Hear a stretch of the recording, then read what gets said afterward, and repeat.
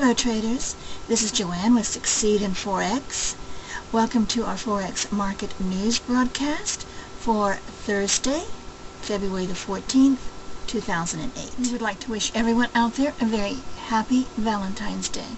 The headlines out of Switzerland this morning read, "Dollar nears one-month high against the yen after unexpected retail sales." The dollar climbed to a one-month high against the yen on Wednesday after government data showed an unexpected rise in U.S. retail sales last month, easing concerns that the U.S. economy will fall into a recession. The dollar-yen jumped after the data was released, rising to a one-month high of 108.37 before easing back to 108.27. Even at current levels, the dollar remains in a downtrend that began in June of 2007, when it rose to a high of 124.14. Some analysts are also saying the unexpected positive sales report does not alter the big picture of slowing U.S. consumer spending, which is undermining the dollar. The euro-dollar was down at 145.54 after hitting a session low at 145.32. The euro-yen rose to 157.60,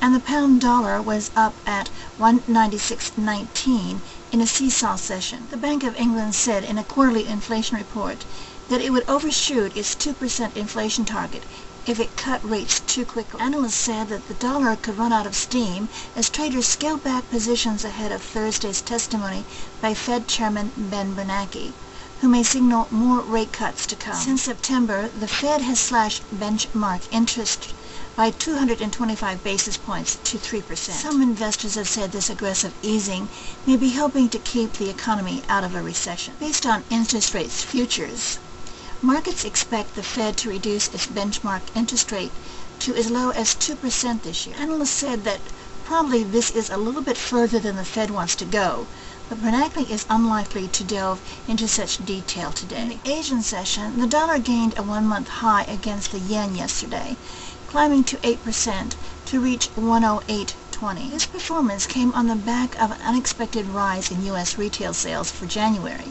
which rose 3%, and thereby confounded a 3% drop that was expected. The dollar also gained against the euro, climbing 2% to 145.50, and 5% against the Swiss franc at 107. Financial pundits are implying the U.S. consumer might be in better shape than was previously construed. The dollar's gain has many analysts thinking that the Federal Reserve's aggressive stance might be bearing fruit.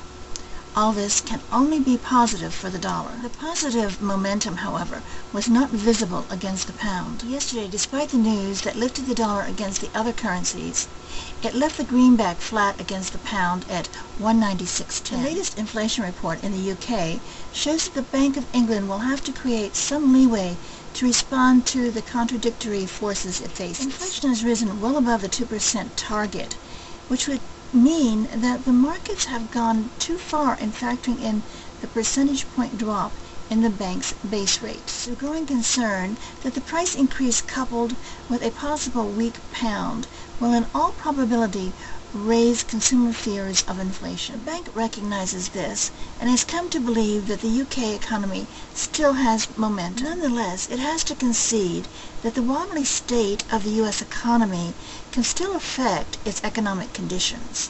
This analysis is also true for the rest of Europe in varying degrees. All in all, everyone is still braced for a difficult ride. That concludes our news for today.